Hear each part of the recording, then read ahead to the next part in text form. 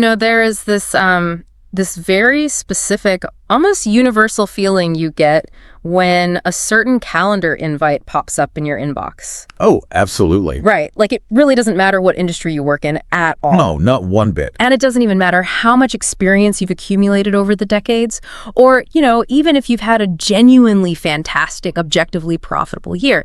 It's just, it's this visceral, deep-seated dread. Yeah, the stomach drop. Exactly. Your stomach drops, your palms might get, a little clammy. You just stare at the screen and suddenly your mind starts racing through literally every minor mistake you've made in the last 12 months. Every single typo. Right.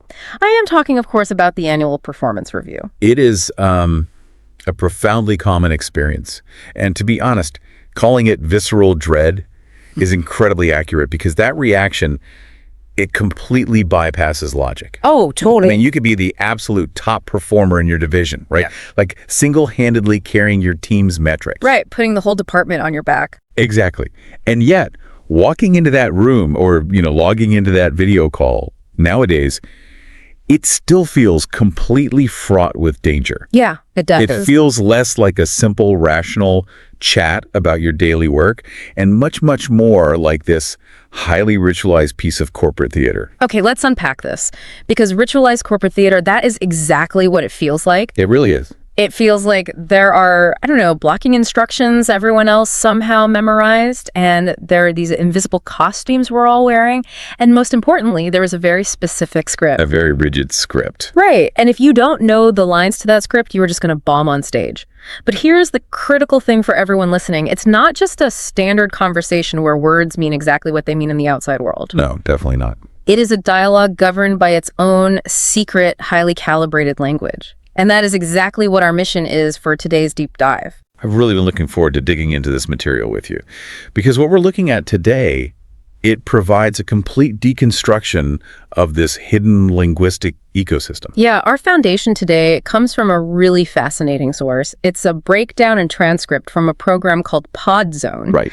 Now, just to give you some context, this isn't just like a basic business communication course, not at all. It's an advanced C2 level English mastery program. The highest level, yeah. Yeah, it is specifically designed for highly ambitious professionals who, they already speak the language fluently, but they are trying to transcend the limits of everyday communication to really master the complex, unspoken nuances of corporate linguistics. Which is really the perfect lens through which to view the modern workplace, I think. For sure. Because surviving, and I mean more importantly, thriving in a corporate environment, it isn't solely about the actual tangible work you produce. Right.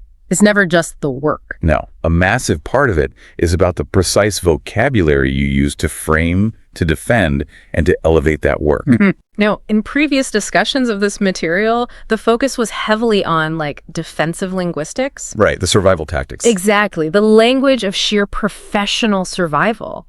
How to handle a manager who is just wielding toxic positivity all the time. Oh, the worst. Yeah, or how to document and unmask a gaslighter, and how to write that ultimate paper trail email to cover yourself when a project inevitably goes sideways. It's the essential armor of the modern office worker. You really have to know how to deflect. Exactly. You do. But today we are pivoting. We are putting down the shield and we are picking up the sword. I love that. We're shifting from a defensive posture to an offensive strategy. Because, if you look at the arc of a successful career, you can't just survive forever. You have to advance. You have to move up. Right. So our goal today is to decode the incredibly opaque, sometimes entirely baffling lexicon of HR speak. We really want to help you stop being a passive victim of the corporate theater. Stop letting it happen to you. Exactly. Stop being the person who just sits there nodding while the review happens to them. We want to help you become the active director of your own corporate narrative. The stakes here, honestly, are incredibly high. They really are. When you look at the analysis of this C2 mastery material, it becomes immediately apparent that linguistic agility doesn't just make your, Tuesday afternoons slightly less stressful. Right. It's not just a comfort thing. No, it directly and mathematically impacts your career trajectory. It literally dictates who gets the promotion and who gets passed over. Yeah. It dictates the size of your bonus. We are talking about mastering a dialect that translates directly into your livelihood. So, to kick this off, let's start with the baseline problem here. And I want to play devil's advocate for a second. Go for it. Why is the performance review so notoriously difficult to interpret? Like, if my boss wants me to do a better job, wouldn't the most efficient path be to just, speak to me in plain, unambiguous English? You would think so. Right. Why does it feel like I need a Cold War decoder ring just to figure out if I'm failing? Well, that's the logical assumption, right? The communication should be clear and direct. Yeah. But that assumption completely ignores the fundamental environment in which these managers operate. The performance review is governed by a principle that is, well, it's brilliantly identified in the text as constructive ambiguity. Okay, I have to stop you there, because constructive ambiguity sounds like a massive oxymoron. It does. It's like saying deafening silence. If something is ambiguous, meaning it's vague, it's open to multiple interpretations, it's just fuzzy. How on earth can that be constructive for my career? Oh, it isn't constructive for your career. Why, really? Not at all. It is constructive for the company's risk management. Yeah. Constructive ambiguity is the deliberate use of carefully sanitized euphemisms. It's this entire dialect, basically calibrated by human resources departments to accomplish two very conflicting goals at the exact same time. Well, they have to deliver a performance evaluation, right? Yeah. But they also have to aggressively minimize interpersonal confrontation, and most importantly, insulate the company from legal liability. Okay, so they are intentionally using language that is opaque. They are purposefully building a linguistic fog. Precisely. Yeah. If we connect this to the bigger picture, you have to look at the sheer terror that dictates HR policy today. Terror is a strong word, but yeah, it fits. It really is terror. We exist in a highly litigious corporate climate, a climate where employees are incredibly aware of their rights, which, as they should be. Absolutely. And where lawsuits over wrongful termination, discrimination, or hostile work environments are commonplace. They're everywhere. Right. So because of this, HR departments essentially mandate that managers never, ever use definitive absolute statements in permanent documentation. Because a definitive statement is a permanent liability. Yes, exactly. Let's look at the psychology of a manager in this situation. Suppose a manager has an employee who is, frankly, objectively failing. Let's say we have an employee named David. Okay, poor David. Let's say David is spending, 6 hours a day scrolling through social media. He's missing every critical deadline, and he is actively dragging down the productivity of everyone sitting within a 20-foot radius of his desk. He is a disaster. A complete disaster. Now, the logical, plain English valuation of David is simply, David is exceptionally lazy and incompetent. Right. But a manager writing an official performance review will almost never write that sentence. Wait, why not? If it's the objective truth and they have the missed deadlines to prove it, why can't they just say he's lazy? Because the word lazy is an attack on David's innate character. Oh, I see. It's not a neutral observation of his measurable output. If the manager writes, David is lazy and incompetent on a document that goes into a permanent HR file, which it always does. Right, and then David is subsequently fired, well, David's lawyers can argue that the manager harbored a personal subjective bias against him. They can argue it was a hostile termination based on character assassination, rather than a failure to meet specific, documented key performance indicators. So the manager is just paralyzed by the fear of a lawsuit. What do they do instead? Like, how do they tell David he's failing without giving his lawyers literal ammunition? They deploy the fog. The fog. Yes. They use the lexicon of constructive ambiguity. The analysis in our material provides a stunningly accurate translation of this exact scenario. Let's hear it. So instead of writing that David is lazy, the manager will construct a sentence like this. David possesses an opportunity to optimize his time management and consistently align with team deliverables. Oh my God. Possesses an opportunity to optimize. It's honestly breathtaking. It really is a work of art in a dark way. It's like a linguistic witness protection program. That is a fascinating way to put it. As you mean? Well, just think about it. You take this brutal, ugly, criminal truth. David is incredibly lazy. You pull it into a back room, you give it a fake mustache, you issue it a brand new social security number, and you relocate it to a quiet suburb in the middle of nowhere. That's brilliant. You hide the truth in plain sight. If you aren't fluent in the subtext of HR speak, that sentence almost sounds like a compliment. It does. If I read that, I might think, oh, wow, I possess an opportunity. They think I have potential. Thank you so much, boss. And that is exactly why it is so incredibly dangerous for the employee. It is a masterclass in linguistic evasion. Yeah. The manager successfully creates a paper trail documenting that they addressed the time management issue, which totally protects the company. But they soften the blow to such an extreme degree that the blow is barely even felt by the recipient. Which means David doesn't realize he's essentially being put on a performance improvement plan. He doesn't realize his job is hanging by a literal thread. Exactly. As an ambitious professional, you have to develop the ear for this. You really do. You have to tune into the frequency. Right. You have to be able to read a phrase like opportunity to optimize and immediately translate the subtext they are telling me I am failing and this is my final warning. Wow. You have to decode the ambiguity to survive. Okay, so that establishes the defensive use of ambiguity by management, right? Like protecting the company from bad employees. But the narrative arc of a corporate survivor doesn't just stop there. No, it gets deeper. Much deeper. Because once you realize managers use this fog to protect themselves legally, you start to notice something much darker. Yes. You start to see how this exact same vagueness isn't just used to soften bad news. It's actually used as a weapon to gatekeep. It becomes a tool for pure exclusion. Right. Which brings us to a phrase that the material identifies as perhaps the most insidious in the entire corporate dictionary. Oh, I know where you're going. The dreaded executive presence. Executive presence. Let's set the scene for you guys.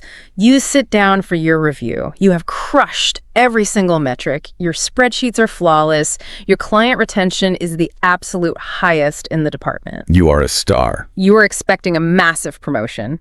And your manager looks at you, smiles, and says, your work is fantastic. But to get to the next level, you really need to work on your executive presence.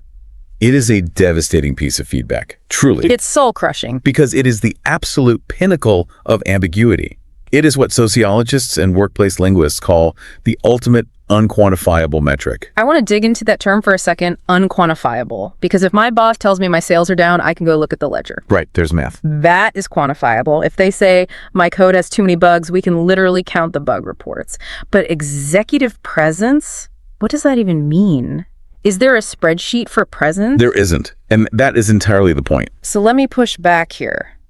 Because if they cannot measure it, if there is no empirical data to support it whatsoever, isn't executive presence just a polite, legally sanitized way of saying, we just don't think you fit in with us? You've hit the exact sociological mechanism at play here. Wow. What's fascinating here is that linguistic anthropologists have studied this term extensively. Really? Oh, yeah.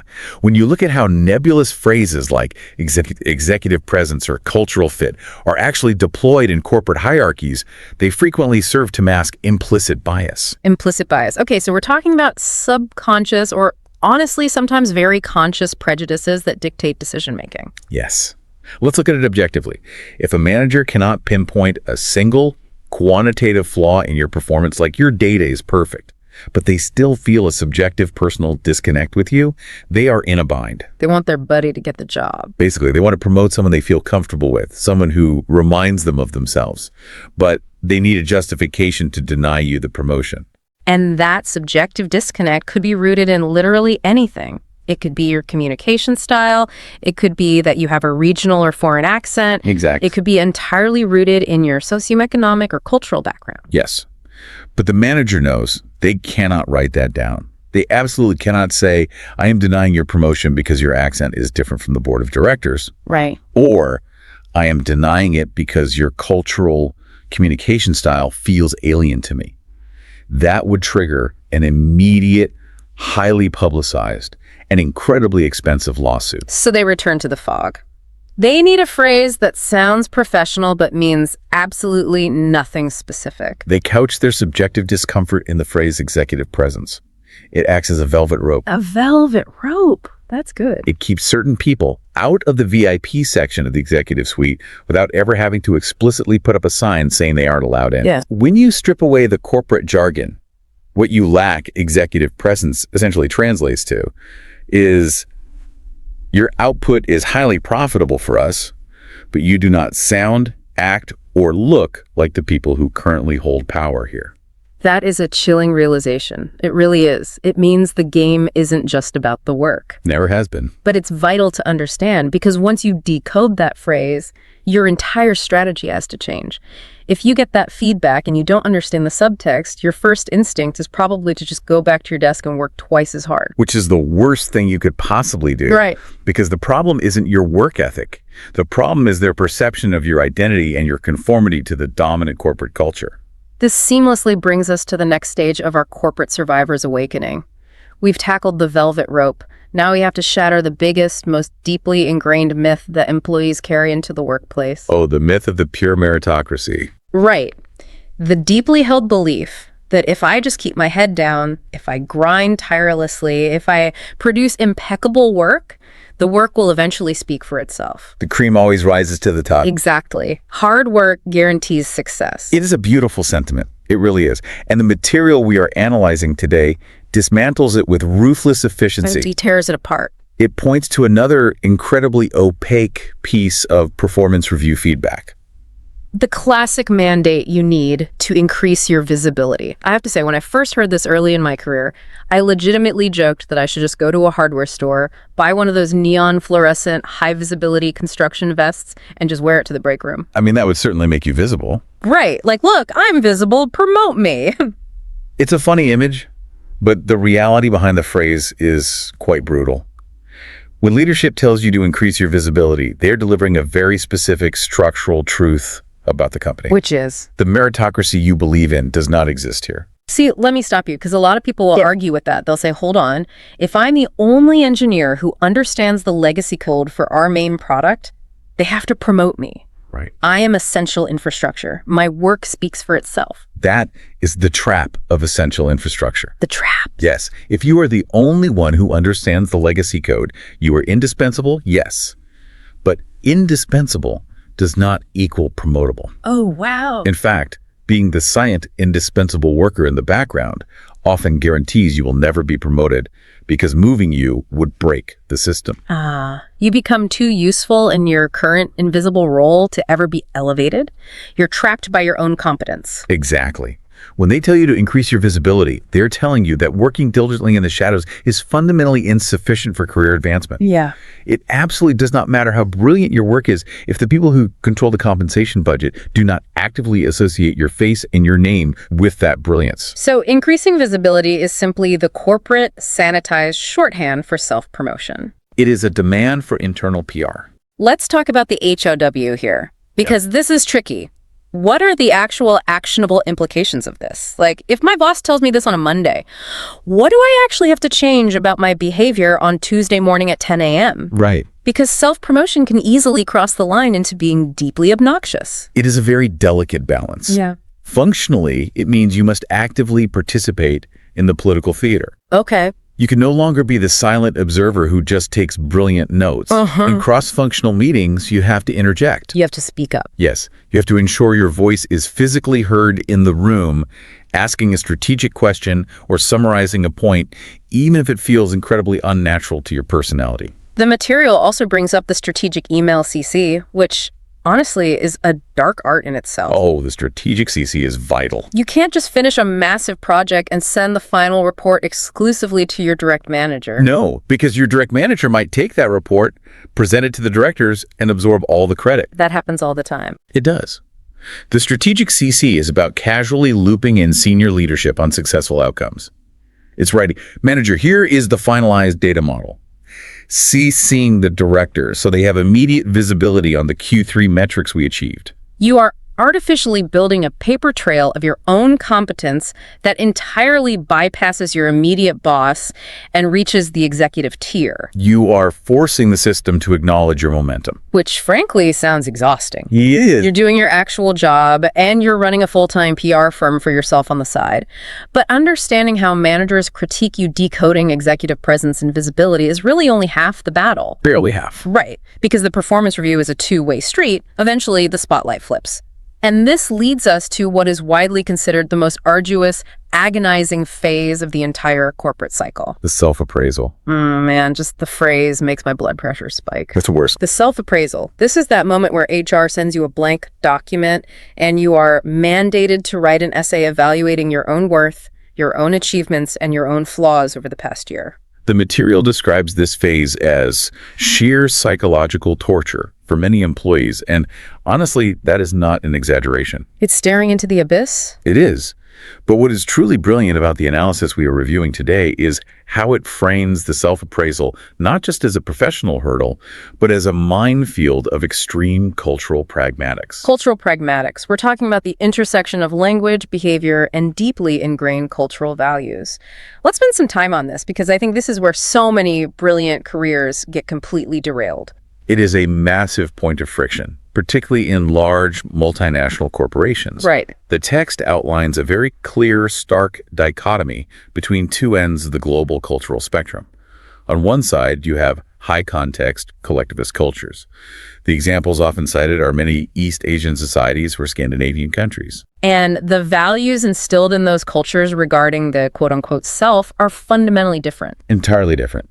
In a collectivist culture, the ultimate virtues are harmony, group cohesion, and extreme humility. Yeah. The needs and triumphs of the group always supersede the individual. The concept of self-effacement. Yes. Yeah. You actively minimize your own individual role to elevate the team. In these environments, to stand up and explicitly boast about your individual achievements, to say, I am the reason this succeeded, is considered unsophisticated. Or even rude. Exactly. It's socially awkward or even deeply offensive. It disrupts the harmony. Okay, so imagine you take an employee, let's say a brilliant financial analyst who is raised with those deeply ingrained high-context cultural values. Humility is their absolute baseline. Right. And you transplant them into the epicenter of a low-context, hyper-individualistic corporate environment. Like a major Wall Street investment bank or a fiercely competitive Silicon Valley tech firm. Right. What happens to that employee when they sit down to write their self-appraisal? It is a violent psychological clash. The material states that if you apply that deeply ingrained cultural humility in a hyper-individualistic environment, you will be, quote, structurally annihilated. Structurally annihilated. That is such a powerful phrase. Explain the mechanism of that annihilation. Like, why does humility destroy them? Because the low-context system is simply not designed to recognize or reward quiet, assumed competence. Oh. A Wall Street firm operates on the baseline assumption that every single person in the building is fiercely fighting for the microphone and aggressively claiming every scrap of credit they possibly can. So the system assumes that the volume of your boasting perfectly correlates with the volume of your actual output. Exactly. So our brilliant, humble analyst sits down, and out of sheer respect for their team, they write a very understated self-appraisal. They actively minimize their own role. Which feels right to them. Yes. But when their Wall Street manager reads that document, the manager does not think, what a beautifully humble, culturally nuanced team player. Let me guess. The manager thinks, wow, this person achieved absolutely nothing this year. They take the self-appraisal completely literally. If you don't claim the victory, the system assumes the victory does not exist. That's tragic. It is. Your career is structurally annihilated, not because of incompetence, but because of a catastrophic translation error in cultural pragmatics. So this leaves the employee trapped in an agonizing dilemma. How do you advocate for yourself? How do you demonstrate that you are a powerhouse of competence without feeling like you are crossing the line into gross arrogance or egotism? Right. How do you promote yourself without feeling like you are literally selling your soul? This is where the tactical linguistic upgrades come into play. The idiom the text uses is threading the needle. Threading the needle. Yes. You have to navigate an incredibly narrow, precise path between the danger of being invisible and the danger of being perceived as a total megalomaniac. And the secret to threading that needle is entirely syntactical. It is not about changing your core personality. That's a relief. You do not have to become an obnoxious extrovert if you aren't one. You simply have to change the specific architecture of your sentences. You have to transition from task-oriented language to impact-oriented language. Okay, let's break this down practically for the listeners. What does task-oriented language actually look like? The material compares it to a novice communicator writing a grocery list. They call it clerical language. Clerical language. Yeah. It looks like this, organized the weekly alignment meetings. I answered the client emails. I updated the CRM database. I see that all the time on resumes, but let me play devil's advocate here. If that is literally what they get all day, what is wrong with writing it down? The distinction the text makes here is profound. Clerical language describes motion, but it completely ignores momentum. Motion versus momentum. I really like that framework. It's key. Because I answered client emails is just motion. It just means my fingers were physically typing on a keyboard for 3 hours. It tells the reader absolutely nothing about the result of that typing. For all the manager knows, those emails were just me ordering lunch for the office or arguing with a vendor over printer ink. Exactly. It proves you were busy, but it absolutely doesn't prove you were valuable. Wow. So, an advanced C2 level professional elevates their syntax to emphasize strategic impact. You stop listing the tasks you completed, and you start describing the systemic results of those tasks. Let's look at the specific transformation. How do we rewrite, I organized the meetings? Here's where it gets really interesting. The example provided is brilliant. I spearheaded the restructuring of our internal communications pipeline, thereby reducing project turnaround time by 15%. It's like night and day. And the secret sauce there lies almost entirely in the verbs. The verbs are the engine of the sentence. Spearheaded, restructured, reduced. Those are dynamic, active, high-velocity verbs. They completely reframe your identity in the eyes of the reader. They elevate you. You aren't just a passive drone checking items off a list. You are an active, strategic force driving systemic change within the company. Right. You aren't just moving boxes around the warehouse. You are redesigning the entire supply chain. But, as you pointed out earlier, for someone deeply uncomfortable with self-promotion, writing the word spearheaded might still feel like bragging. It's a very strong word. It might trigger that fear of sounding arrogant. Absolutely. It feels heavy to write that about yourself. Which is why the analysis introduces the ultimate psychological equalizer. What's that? Numbers. You must anchor your subjective verbs to objective data. Let's explore the psychology of that. Say I write, I cultivated highly successful client relationships. That sounds very professional, but it's fundamentally subjective. Entirely subjective. A skeptical manager could easily look at that and say, well, successful is a matter of opinion. I think you could have done better. It instantly invites debate. But watch what happens when you introduce the math. I cultivated client relationships that yielded a 20% year-over-year revenue growth. The debate instantly vanishes. Exactly. What is fascinating about this from a psychological perspective is how numbers totally bypass the human ego filter. How so? When you state that you yielded a 20% growth, you are no longer bragging. You are no longer asking them to believe your personal opinion of yourself. You are simply acting as a neutral reporter of an irrefutable mathematical fact. It strips all the emotion out of the sentence. It completely insulates you from any accusation of hubris. Yes. Nobody can accuse you of being arrogant about a spreadsheet. The math simply is. You've replaced a subjective plea for validation with a solid empirical statement of value. It's an incredibly powerful strategy. However, the syntactical upgrades cannot stop at just verbs and numbers. Oh, there's more. Because there is another minefield in the self-appraisal, and if you step on it, all those great verbs and data points won't save you at all. The pronoun minefield. The treacherous, incredibly delicate dance between the singular I and the collective we. This is where so many professionals inadvertently sabotage their own advancement. The source material outlines the massive dangers inherent in leaning too far toward either extreme. Let's look at the first extreme. The person who writes their entire appraisal using nothing but the singular I. I achieved the sales goal. I designed the architecture. I closed the account. What is the mechanism of failure there? The risk is that you paint yourself as a complete megalomaniac. A dictator. Basically. You sound like someone who is dangerously obsessed with their own importance, who views their colleagues as entirely irrelevant.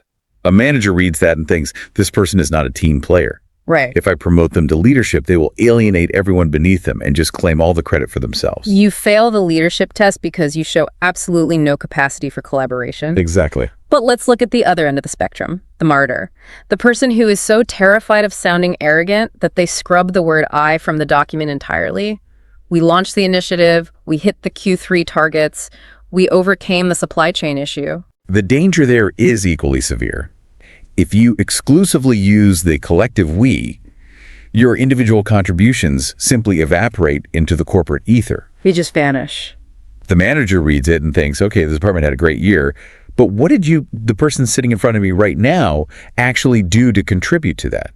You essentially write yourself out of your own success story. You give all the credit to the abstract concept of the team. Yep. And the team doesn't get a paycheck, so the company just keeps the money. Precisely. You cost yourself the promotion. So the goal is to find the semantic sweet spot. And the linguistic framework provided for this is incredibly elegant. Let's hear it. Use I for the initiative and use we for the execution. I love this so much. It's like the credits of a movie.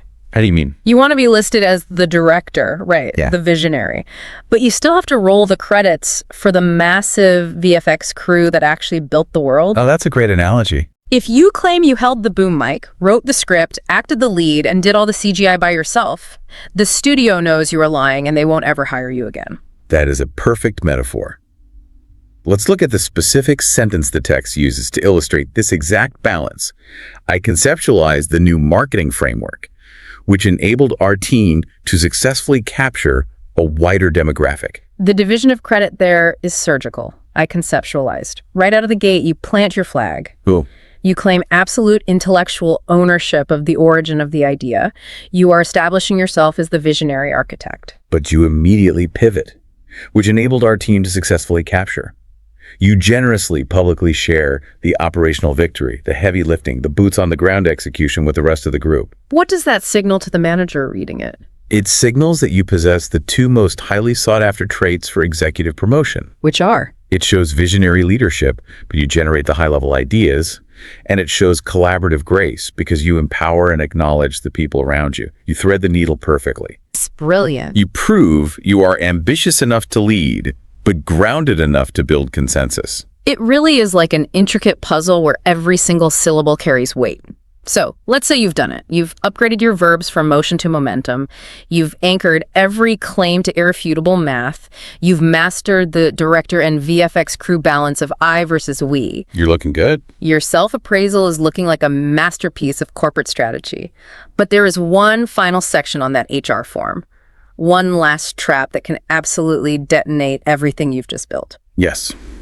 The dreaded areas for improvement section, what we might call the alchemy of weaknesses. It is the ultimate trick question of the corporate world.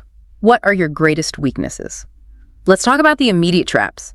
Trap number 1, leaving it blank, or writing, I work too hard. A catastrophic mistake.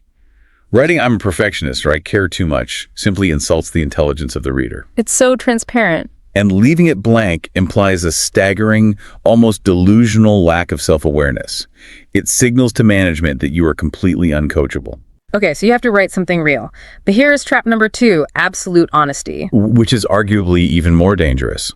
The absolute rule of corporate survival is that you must never, ever admit to a fundamental flaw in your core professional competence in permanent writing. Well, let's play this out. Let's say my job is 80% pitching to clients. And the truth is, I am terrified of public speaking. I sweat through my shirt, my voice shakes, I have a panic attack before every single pitch. Okay.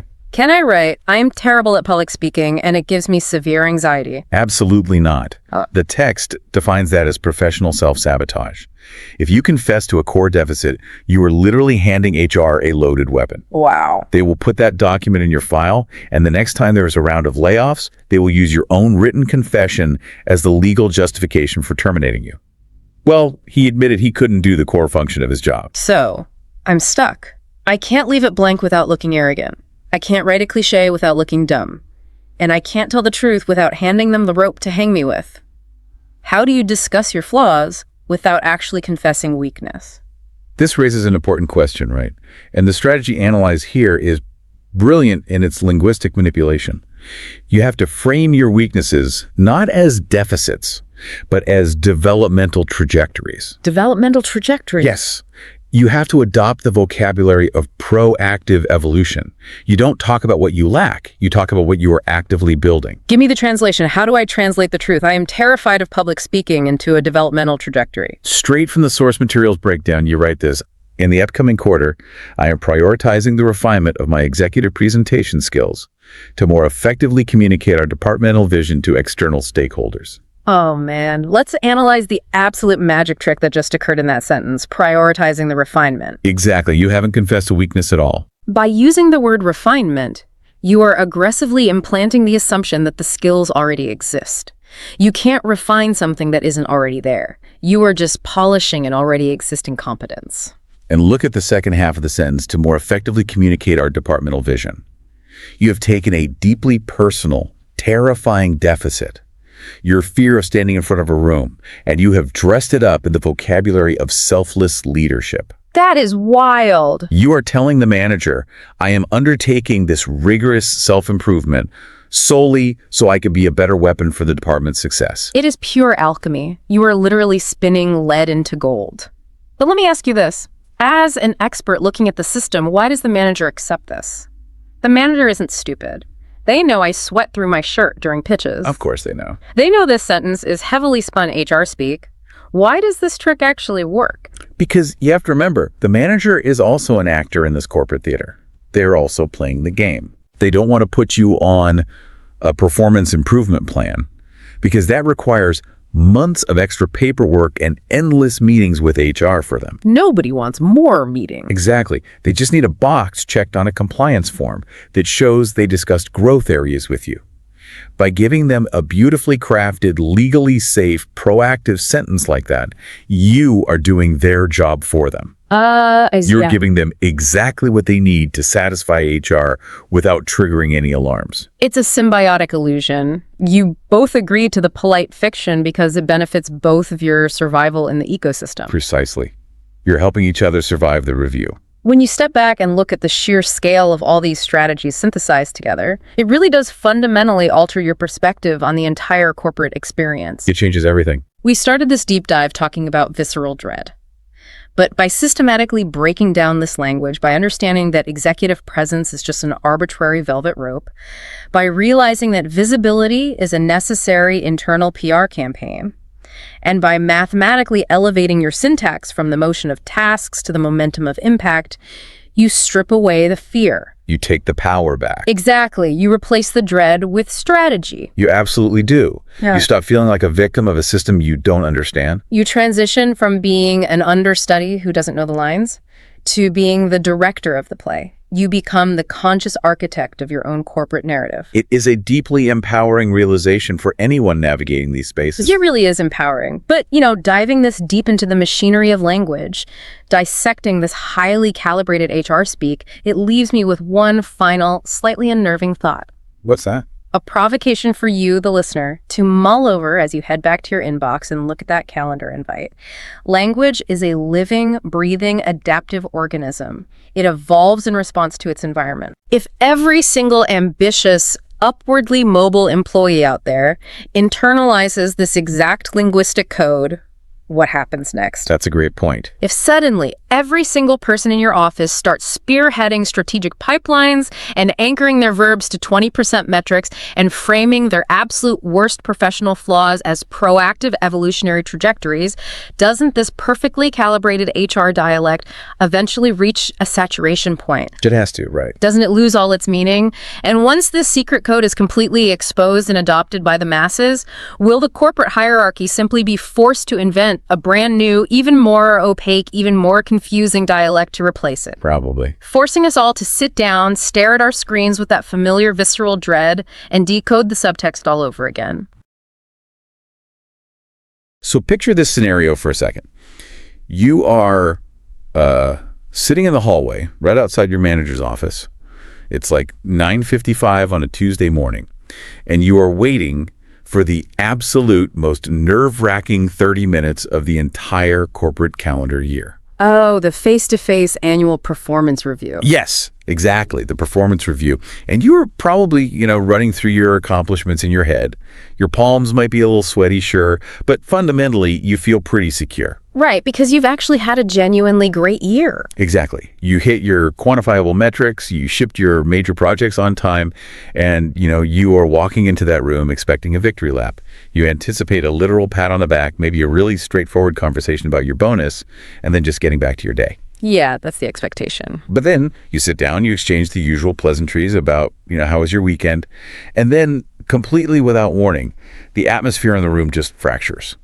Your manager leans forward, steeples their fingers, and suddenly you are thrust entirely onto the defensive. the victory lap just completely evaporates. It totally evaporates. It turns into an interrogation, and your heart rate spikes, your breathing changes, and suddenly the walls of that little office feel very, very close together. It's a profoundly disorienting experience, and honestly, it's something that almost everyone encounters at some point in their professional life. Oh, definitely. You walk through that door expecting validation based on, reality, and instead you are met with this really unexpected adversarial energy. And it's designed, whether they are doing it consciously or unconsciously, to just scramble your cognitive footing and throw you entirely off balance. And that scramble is exactly what our mission is for today's deep dive.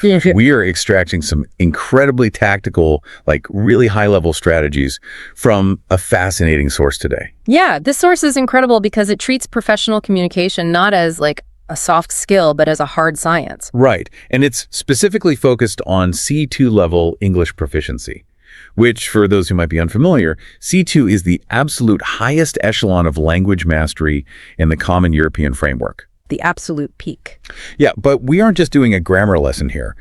We're looking at how this specific linguistic mastery is applied to high stakes, highly volatile professional environments.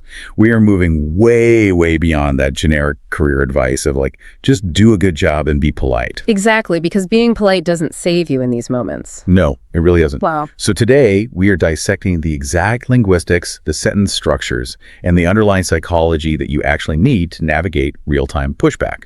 We're going to look at the mechanics of negotiating compensation, and how to execute the frankly terrifying art of professional brinkmanship. Because the entire premise here is that vocabulary and syntax actually dictate power dynamics. Yes. The source material breaks down the precise grammatical choices that separate an employee who is just, at the mercy of their company's whims from a professional who actively engineers their own destiny. We are really looking at the pure, pragmatic application of language under extreme pressure. Okay, let's unpack this. We are going to chronologically follow the journey of this ultimate high-stakes performance review. And we have to start with survival, because before you can even think about negotiating for what you're worth, you have to defend the ground you are currently standing on. Right, you have to secure the perimeter first. Exactly. So we have to start with the absolute worst-case scenario. The source actually refers to this specific phenomenon as the ambush. Yeah, the ambush is a highly toxic, yet unfortunately incredibly common corporate maneuver, just like you painted in the introduction. This occurs when an employee is completely blindsided. Blindsided is the perfect word for it. It really is, because you have the hard data proving your competence, but instead of actually discussing your measurable output, the manager delivers this sweeping, entirely subjective, unquantifiable critique. The source gives a scenario that honestly made my stomach drop just reading it. Imagine you are sitting across from your manager and they just look at you and say, the consensus is that you are somewhat difficult to collaborate with and you lack strategic vision. It's brutal. But let's actually examine the specific vocabulary deployed in that critique. Words like consensus, somewhat difficult, and strategic vision. They don't actually mean anything. Exactly. They are entirely nebulous terms. They are phantoms. You cannot track strategic vision on an Excel spreadsheet. And you certainly cannot mathematically quantify a consensus unless they are, actively surveying the entire staff behind your back. Which they definitely are not doing. No, of course not. And that is what makes these critiques so incredibly dangerous to your career trajectory. When a critique is entirely subjective, it becomes nearly impossible to disprove using conventional logical methods. Right, because if they look at you and say, you missed your regional sales quota by 10%, well, you can just look at the accounting. You either missed it or you didn't miss it. There's a number. It's objective reality. But lacking strategic vision, what is the actual metric for that? And what makes this so insidious is what happens inside your body the actual second those words are spoken out loud. The source dives really deep into the biological and physiological reactions to being blindsided by subjective criticism like this. Yeah, the immediate visceral reaction to a sentence like, you are difficult to work with. It's just a massive dump of cortisol and adrenaline straight into your bloodstream. It feels like you're being attacked. Because biologically you are. Your brain actually does not distinguish between a physical threat to your life and a social threat to your livelihood and status. It instantly triggers that ancient neurological fight or flight response. Wow. The amygdala basically takes over, and your rational, higher-order thinking essentially just shuts down. And when the amygdala hijacks the brain like that, our communication skills absolutely plummet. The source points out that a novice communicator, so someone who hasn't actively trained for this specific high-stress moment, will instantly get super defensive. Which is the worst thing you can do. Right. But it happens because you are pumped full of adrenaline. Your vocal pitch actually rises involuntarily. Your breathing becomes really shallow, which cuts off oxygen to your prefrontal cortex. And your natural instinct is just to blurt out something combative and highly emotional. Like, that is completely unfair. Yes. You might say, that is completely unfair. I work perfectly well with the team. Like, who specifically said that about me? Which brings us to a really brilliant psychological insight from the source material regarding the actual trap of defensiveness. Consider the dark irony of that natural biological reaction. Okay. The manager has just accused you of being difficult to collaborate with. If your immediate response is to raise your voice, get visibly upset, and combatively demand to know who is talking behind your back, Oh, man. what have you just accomplished in that room? You've literally done their job for them. You've just proved their exact point in real time. You have instantly validated their entirely subjective claim. You are actively being difficult right in front of them. You have fallen face first into a psychological and linguistic trap. It's so unfair, but it's so true. They threw out a completely baseless accusation, and your emotional reaction provided the exact empirical evidence they needed to justify putting it on your permanent record. It really makes me think of the dynamics in a courtroom. Like if you are sitting at the defense table, right? And the prosecutor stands up and accuses you of this terrible crime, but they have absolutely zero evidence, no weapon, no witnesses, no motive, literally nothing. Right. If you jump up from your chair, your face is flushed red, and you start screaming at the jury, "I'm innocent, you're all totally unfair." Yeah. You just look completely unhinged. You look erratic and unstable. You end up looking guilty of something. Exactly. Even if you were entirely innocent of the specific charge, you look guilty.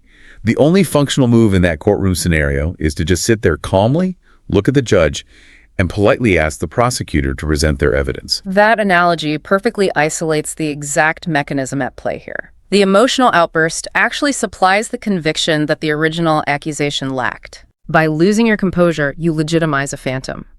This is exactly why critical thinking and emotional regulation are just inextricably linked. You have to recognize the architectural structure of the trap before your foot comes down on it. But I kind of have to push back on this a little bit. Sure. Because it's one thing to recognize the trap intellectually, right? But it's another thing entirely to actually disarm it in the moment. If my manager accuses me of lacking strategic vision, and my natural biological instinct is to fiercely defend my reputation, how do I practically neutralize that without looking guilty or submissive? Well, the source introduces this concept of linguistic jujitsu, and it requires two specific disciplined components to execute properly. Okay, what are they? The first is maintaining an entirely unflappable demeanor, and the second is the deployment of Socratic irony and really rigorous questioning. Okay, let's define unflappable in this specific context, because it literally means incapable of being flustered or panicked. Yeah. You basically become a stone wall.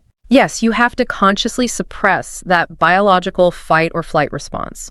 You force your breathing to slow down, and you consciously drop your vocal pitch to a low, steady register. Which is the opposite of what your body wants to do. Exactly. You absolutely refuse to give them the emotional reaction they are fishing for. And then, instead of combating their subjective opinions with your own emotional outbursts, you pivot to Socratic irony.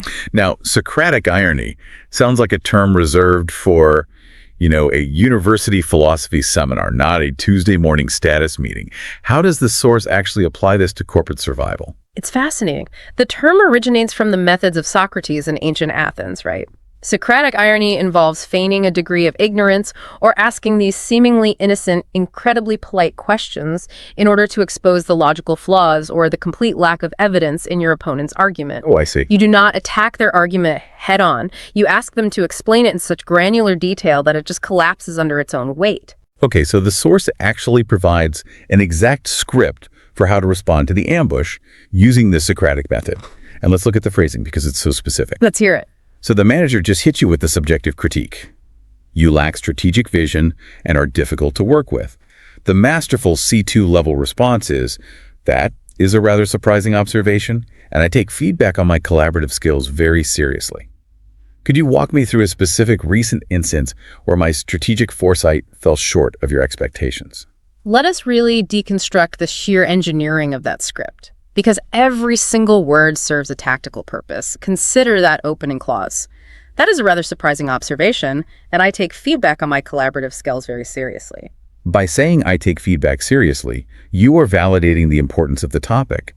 You are essentially saying to them, collaboration is a vital metric for success, and I genuinely care about it. Yes. But, and this is the crucial distinction that blew my mind, validating the importance of the topic is not the same as validating the truth of the accusation. It is a masterful distinction. The novice hears a critique and immediately attempts to invalidate it by yelling, "That's not true."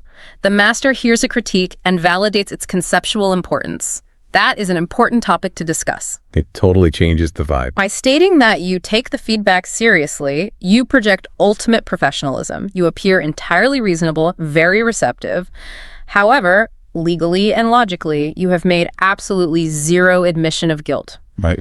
You haven't agreed that you are difficult at all. You have only agreed that the abstract concept of collaboration matters. You completely disarm their aggression by seemingly agreeing with them while mathematically conceding absolutely nothing. But wait, I do have a concern about the actual delivery here. Okay, what's that? Well, if I look at my manager right after they insult me and I recite, "That is a rather surprising observation," won't I just sound like a robot?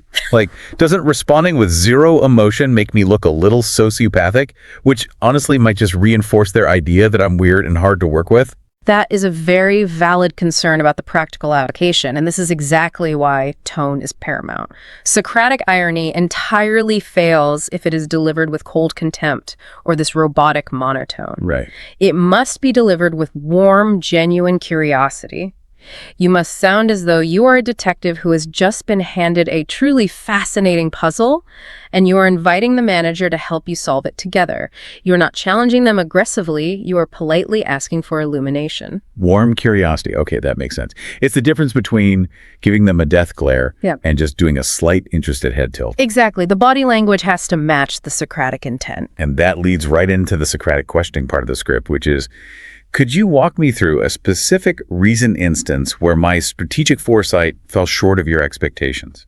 If we analyze the subtext of that specific request, you are politely, inquisitively, and relentlessly demanding empirical data. You're cornering them. You are calling their bluff. You are demanding that they substantiate their ambiguity. You basically threw out a ghost, and now I'm asking you to show me the body. Exactly. And to really understand why this is so devastatingly effective, we have to look at the organizational psychology behind why managers even deliver these subjective critiques in the first place.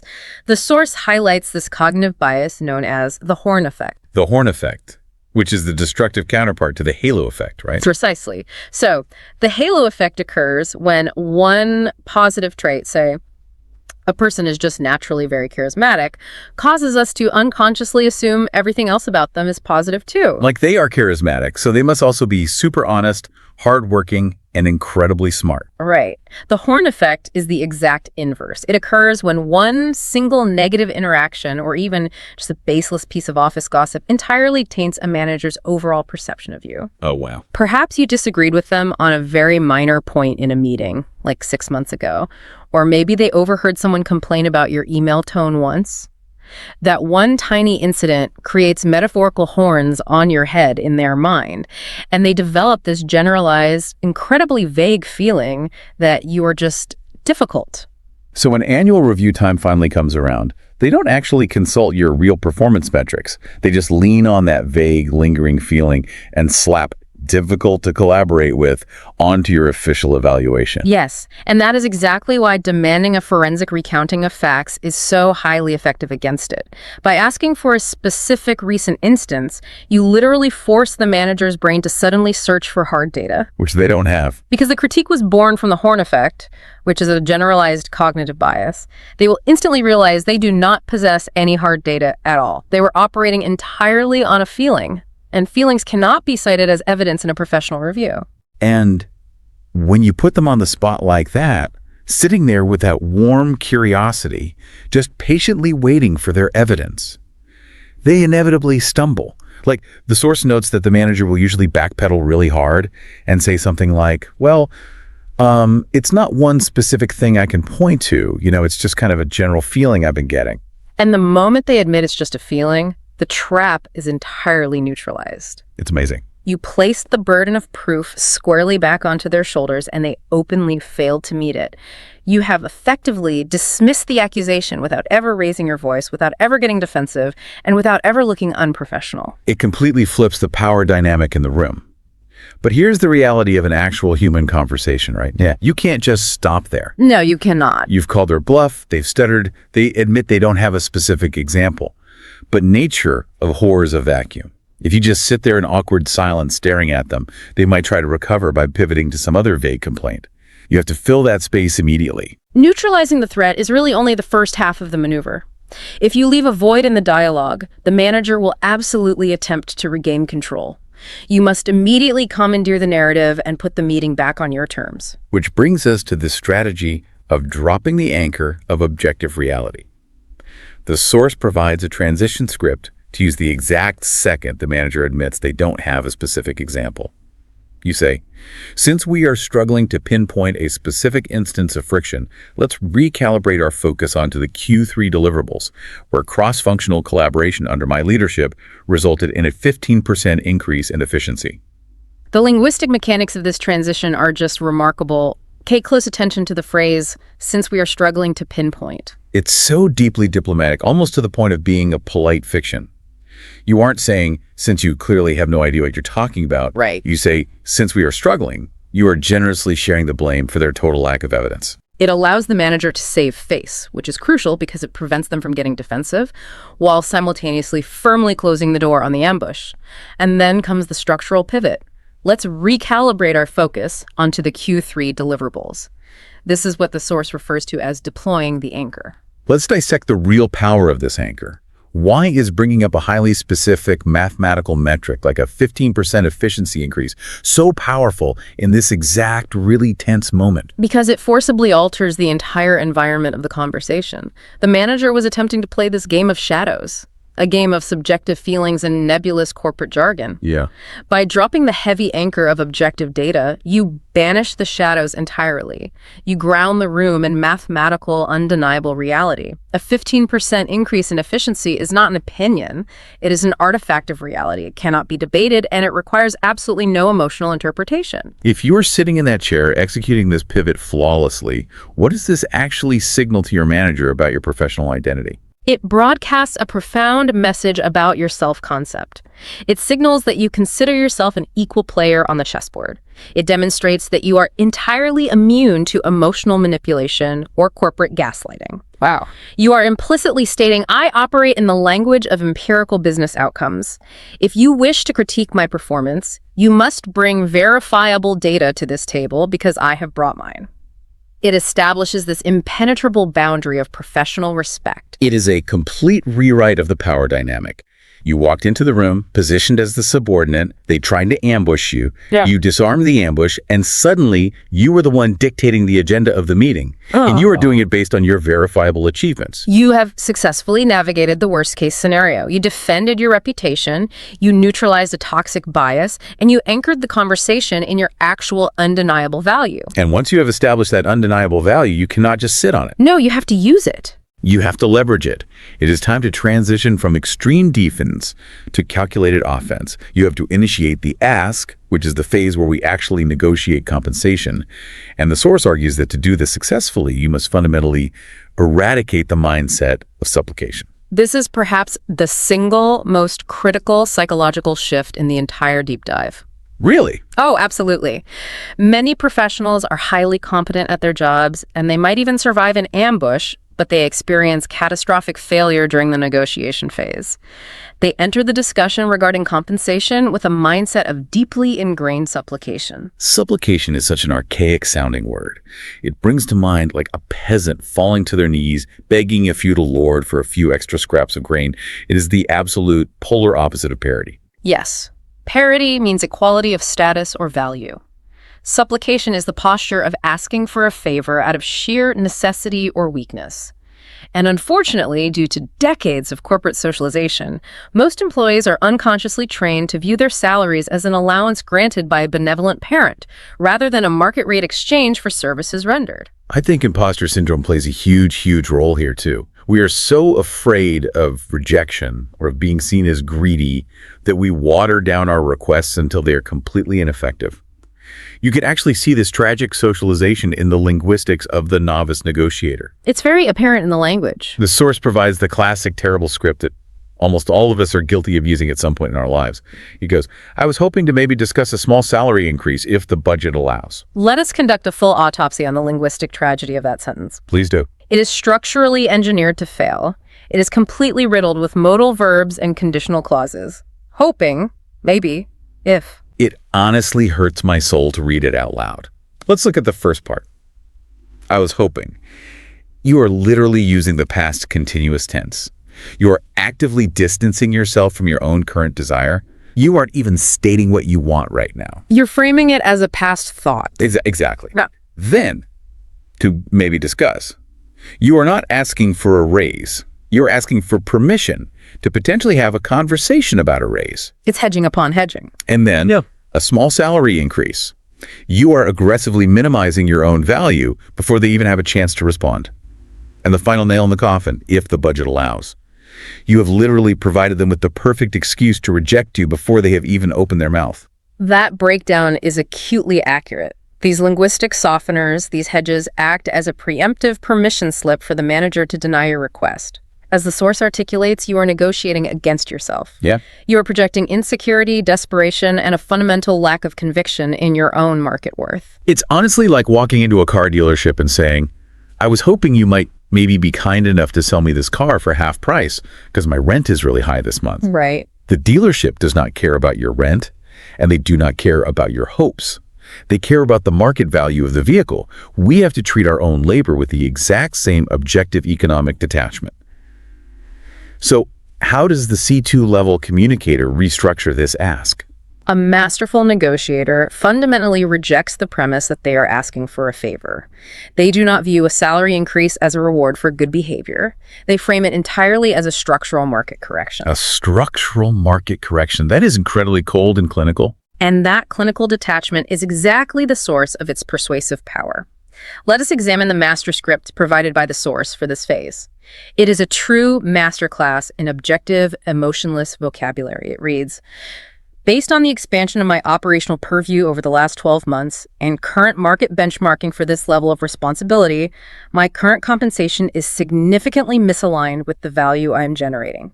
I am looking to recalibrate my base salary to reflect this parity. That is just a completely different language. Let's dissect this piece by piece. It starts with, based on the expansion of my operational purview. You aren't whining and saying, I've been working so many long hours and basically doing 3 people's jobs. You are defining your scope of work in exact operational terminology. You are establishing clear cause and effect. The scope expanded, therefore the analysis must expand. Then you introduce the phrase, current market benchmarking.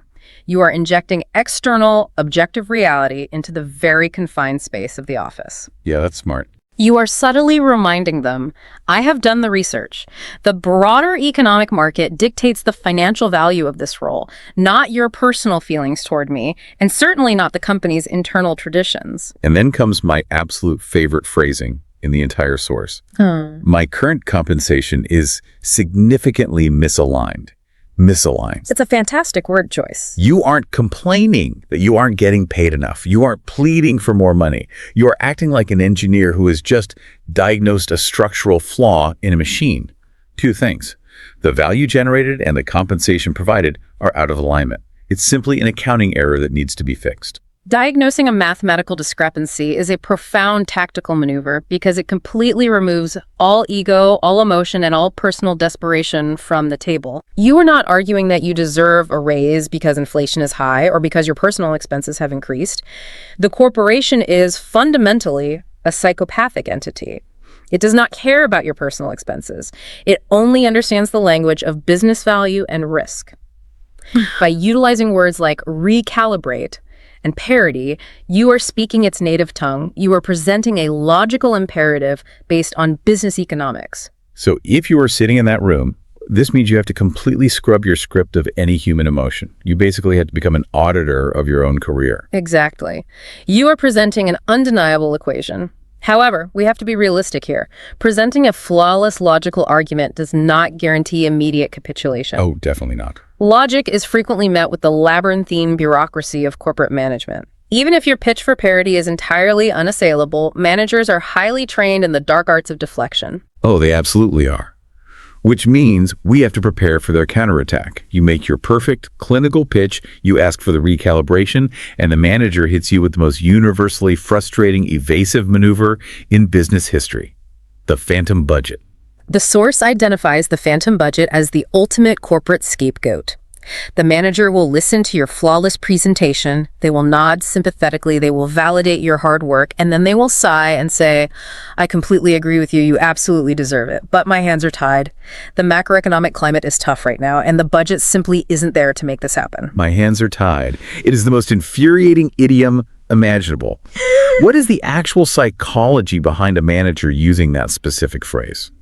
It is an idiom explicitly engineered to feign total powerlessness. The manager is appealing to an invisible, omnipotent higher power, the budget, the executive board, the macroeconomic climate. By claiming their hands are tied, they are attempting to absolve themselves of the interpersonal discomfort of saying no to you directly. Wow, yeah. They want to retain the status of being your supportive friend and mentor while simultaneously positioning the faceless corporation as the villain. It's a complete abdication of leadership. Like, they are the manager. Their hands are not literally tied. They have a budget. They have influence. They just do not want to expend their political capital to actually help you. Correct. And the source points out that this deflection is almost always paired with a specific delaying tactic. Yeah. The manager will lean in conspiratorially and say, my hands are tied right now, but let's revisit this conversation in 6 months. And here we must confront a very harsh linguistic reality presented by the source material. In corporate vernacular, the phrase, in 6 months, translates directly and unequivocally to never. Never. Never. It is the ultimate brush off. It is just kicking the can down the road. Right. They are gambling that over the next 6 months, you will either forget about the request, lose your motivation entirely, quit the company, or that they themselves will be transferred to a different department, making it someone else's problem. It is a stall tactic designed solely to survive an uncomfortable meeting. Therefore, the strategic imperative for you is clear. You cannot accept the impasse. If you nod and say, okay, I understand, let's talk in 6 months, you have lost the negotiation and you have validated their strategies of delay. But wait, if they say there is no money, what can I actually do? I can't, hack into the company's payroll system and transfer the funds myself. How do you combat a phantom? You execute a highly specific countermove. You pivot immediately to timelines and deliverables in order to lock them into a hard commitment. The source uses the phrase nailing their feet to the floor with extreme specificity. You do not let them squirm away into the safety of ambiguity. The outline provides the script for this exact countermaneuver, and it is pretty aggressive in its clarity. You say, let's establish a quantifiable rubric today. What specific measurable KPIs must I hit between now and Q3 to automatically trigger this compensation adjustment? The pure power of this script lies in its absolute refusal to accept ambiguity. Let's establish a quantifiable rubric today, not in 6 months. Right now, in this room, while we are actively having this conversation. Right. And then asking, what are the specific measurable KPIs, key performance indicators that I must achieve to automatically trigger this adjustment? That word automatically is doing an unbelievable amount of heavy lifting there. Oh, it really is. It entirely removes their future discretionary power. You are effectively forcing the manager to draw up a verbal contingent contract. You are stating, if you claim the obstacle is the budget, then define the exact parameters required to overcome that obstacle. Tell me exactly what revenue I need to generate, what client accounts I need to secure, or what operational costs I need to cut to unlock that budget. You are demanding the rules of the game. But let me play devil's advocate here for a second, kind of representing the listener's anxiety. Please do. What if I use this script? I ask for the rubric, I ask for the KPIs, and the manager still dodges. What if they say, well, it's a dynamic environment. We can't really promise hard numbers or automatic triggers. Let's just keep working hard and see how things look in Q3. What does that mean? If that occurs, it is far more than a red flag. It is a definitive diagnostic answer about your future. How so? If a manager refuses to establish a quantifiable rubric for your advancement, they are unequivocally telegraphing that there is zero upward mobility for you at that organization. It means your value is permanently capped. They are not planning to promote you, ever. This maneuver is not just a negotiation tactic, it is a vital diagnostic test for the structural integrity of your entire career path at that company. That is a chilling but profoundly necessary perspective. You aren't just negotiating for a few extra dollars, you are forcing them to reveal the blueprint they have for your career. If they refuse to give you a roadmap to success, it is because they have not built one for you and they have absolutely no intention of building one. Precisely. And when you uncover that reality, when you realize there is no roadmap or the impasse is absolute, you are faced with a very stark binary choice. You can passively accept professional stagnation, or you can escalate the conflict to the highest possible level. Which brings us to the final and undoubtedly the most dangerous phase of the performance review. The source refers to this as brinkmanship, the nuclear option and the velvet glove. The term brinkmanship is actually borrowed from Cold War political science and nuclear deterrence theory. It is the practice of deliberately pushing a highly volatile situation to the absolute limit, the brink of disaster, in order to force your opponent to concede. You take both yourself and your adversary right to the edge of the cliff. And in the context of our corporate deep dive, brinkmanship specifically means leveraging an external job offer to force your current employer to restructure your compensation or grant you the promotion they have been denying you. It is called the nuclear option for a very good reason. It is the nuclear option because it carries the inherent risk of mutually assured destruction. If you execute this maneuver poorly, you will irreparably destroy your relationship with your management, you will burn vital bridges, and you will be forced to leave the company under a cloud of hostility, whether you truly wanted to leave or not. And that leads directly into a massive warning from the source regarding the danger of ego. The fundamental rule of corporate brinkmanship is that you can never issue a direct ultimatum. Right. An ultimatum is a rigid demand backed by a direct threat, like, match this external offer by Friday or I quit. To use a functional analogy, issuing an ultimatum is like being in a hostage negotiation and accidentally backing the hostage taker into a corner where their only way to save face is to just shoot the hostage. Managers are human beings. They have egos, insecurities, and a deep desire to project authority. Yes, they do. If you walk into their office and attempt to extort them with an ultimatum, their psychological defense mechanisms will instantly flare up. They will feel backed into a corner. And very often they will just let you walk away, even if losing you severely damages the company's operations, simply to prove to themselves and to the rest of the team that they cannot be held hostage by an employee. That analogy perfectly captures the volatility of the situation. Human ego is an irrational and overwhelmingly powerful force, and a direct ultimatum is a frontal assault on a manager's ego. Therefore, the C2-level communicator approaches the situation from a completely different vector. They employ what the source describes as the velvet glove. It's the concept of an iron fist inside a velvet glove. The underlying force is unyielding and absolute, like you have another job offer, but the exterior presentation is incredibly soft, courteous, and totally diplomatic. You do not frame the situation as a threat. You frame it as a heartbreaking mutual dilemma. You invite the manager to step in and help you solve a problem. Let us examine the script provided for navigating the brink. I've deeply loved my tenure here, but I have been presented with an unsolicited external opportunity that aligns unequivocally with my professional trajectory. My strong preference is to remain with this team. Is there any flexibility to restructure my current package to make staying a viable option? That script is a psychological masterpiece. Let's really deconstruct why it works so well. It begins with, I have deeply loved my tenure here. You immediately establish warmth, gratitude, and institutional loyalty. Then you introduce the leverage. I've been presented with an unsolicited external opportunity. The inclusion of the word unsolicited is the absolute linchpin of the entire operation. It is the single most important word in the script. Why does that one specific word carry so much weight? Because it completely neutralizes the implication of betrayal. If you walk in and say, I went out, interviewed at 3 places, and got a better offer, you are actively telling your manager that you have been secretly plotting your exit for months. Right, behind their back. Exactly. You have been disloyal. That immediately triggers their ego and their resentment. But by describing the offer as unsolicited, you are implying that the broader market simply recognized your value and came looking for you. You are happily working at your desk, fully committed to your current team, and this incredible opportunity simply dropped into your lap. You remove your own active agency from the disloyalty. It's literally the corporate equivalent of, it's not you, it's me, but reversed. It's not that I wanted to leave you, the market just relentlessly dragged me away. It's brilliant. It is brilliant. And then the script continues, noting that this opportunity aligns unequivocally with my professional trajectory. You are validating that the external offer is real, serious, and structurally superior to your current situation. But then you apply the velvet glove. My strong preference is to remain with this team. That sentence is designed specifically to stroke their institutional ego. It reassures the manager that they and the company are still your primary choice.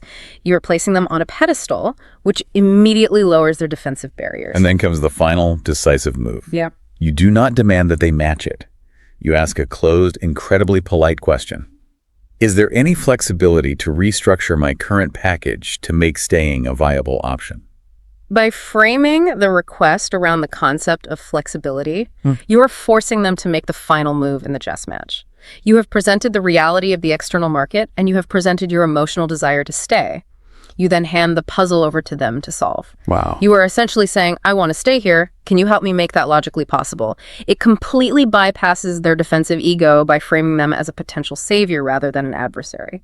You have literally placed a loaded weapon on the table between you, but you do it with such grace and politeness that they feel like they are doing you a favor by picking it up. It's staggering. But as we move into the final phase of this deep dive, we really have to address the stark reality of this maneuver. Brinkmanship is not a bluff. That is the single most critical, unbreakable rule of brinkmanship. You must never, under any circumstances, deploy this tactic if you are not fully prepared to accept the ultimate consequences. Right. If you present that external offer, even with the velvet glove, and the manager looks at you and says, we deeply appreciate your candor and your hard work, but we simply cannot match or restructure your package to meet that offer, you must be prepared to leave. Because if you fold in that moment, if you say, oh, okay, well, I guess I'll just stay for my current salary then, your professional credibility is instantly and permanently eradicated. They will know you were bluffing, and they will never respect your requests ever again. Your leverage would be reduced to absolute zero. Therefore, if they cannot or will not meet your terms, you must execute the final phase detailed in the source, the clean severance. The final linguistic act of the corporate cycle, the resignation itself. The outline insists that this severance must be brief, gracious, and utterly resolute. Let us review the final script provided for this exact moment. While this was an arduous decision, I must formally tender my resignation. Arduous decision. Formally tender. The vocabulary is so formal, so final, it leaves absolutely no room for misinterpretation. The most important aspect of the clean severance, however, is not what is included in the script, but what is meticulously omitted from it. There must be absolutely no apologies. None. None. You do not say, I am so sorry to leave you in a lurch, or I feel terrible about the timing. Furthermore, there must be no over-explaining. You do not ramble about how you need the money for a mortgage or how the new commute is 10 minutes shorter. But why is that our default setting, though? Why do human beings have such an overwhelming instinct to apologize and over-explain our reasons when we quit a job? It stems from a really deep-seated psychological desire to be liked, combined with a misplaced sense of guilt. Human beings are tribal creatures. We feel an evolutionary guilt when we disrupt the status quo or abandon the tribe. We want the manager to understand our personal reasons so they won't be angry with us. Yeah, that makes sense. But when you apologize for resigning, you are instantly reverting back to that toxic mindset of supplication. You are acting as if you have committed a moral transgression by advancing your own career. But you haven't done anything morally wrong. It is just a business transaction. You sold your labor to one buyer, and now you are selling it to a different buyer who values it more highly. That's it. Exactly. It must be a clean, surgical severance. When you command language with this degree of discipline, tactical awareness, and emotional detachment, you cease to be a mere employee who is at the mercy of a corporate hierarchy. You elevate yourself. You actually become the CEO of your own career. You operate as a peer, executing a rational business decision. That is an incredibly empowering perspective. To bring all of this together, let's sort of summarize the massive journey we have taken through this single 30-minute performance review, we have explored the profound, tangible power of subtext, syntax, and emotional regulation. The overarching thesis of this material is that your language dictates your reality. By consciously stripping away biological panic, by removing ingrained supplication, and by refusing to fall into the trap of defensiveness, you completely rewrite the rules of professional engagement. You learn to replace the fear of the ambush with the undeniable weight of objective rubrics. You replace the mindset of begging with the demand for market parity. You replace emotional, combative arguments with the surgical precision of Socratic questioning. We have seen how meticulously engineering your vocabulary can literally shift financial and professional power from the corporation straight back to you. I would strongly encourage anyone listening to actively internalize the core vocabulary we have dissected today. These concepts are the tools of professional sovereignty. Absolutely. Recognize when an ambush is occurring. Cultivate an unflappable physiological baseline. Eradicate every trace of supplication from your negotiations. Demand parity based strictly on market value. Refuse to accept an impasse when discussing your future and demand a quantifiable rubric. And fundamentally understand the profound risks and the precise mechanics of brinkmanship. The source highly recommends practicing these exact scripts out loud, by the way. Like, do it in your car, do it in front of a mirror, do it until the anxiety of saying the words is completely gone. You have to build the neurological muscle memory so that when the adrenaline spikes during that meeting and your amygdala tries to take over, this C2 level English just flows out of you automatically. That is excellent advice. In those extreme, high-stakes moments, you do not magically rise to the level of your ambitions. You inevitably fall to the level of your preparation. Such a great quote. As we close out this deep dive, I really want to leave you with a final provocative thought to chew on. We have just spent this entire session proving, point by point, how carefully engineering your vocabulary can shift financial power in a corporate boardroom. We've seen how removing weak words like hoping and maybe can literally alter your salary trajectory. But what happens when we apply this lens to the rest of your life? That is a very compelling extrapolation, because the mechanics of power are certainly not confined to the office. Think about your daily life. How much of your interpersonal power with your friends, with your partner, or with your family members are you unconsciously surrendering every single day? How much autonomy are you giving away simply because you haven't yet audited the supplication, the endless apologizing, or the hair-triggered defensiveness that might be hiding in your casual everyday language? It is a profound question to consider. If a single misplaced modal verb can cost you a professional promotion, what is a lifelong habit of defensive emotional language costing you in the overall quality of your personal relationships? So the next time you find yourself suddenly put on the defensive, whether it's by your boss across mahogany desk or by a friend over coffee, remember that sweaty palmed feeling of the ambush? Remember the trap of the emotional reaction. Take a breath. Remain unflappable. And ask yourself, are you going to just react with blind instinct, or are you going to respond with strategy?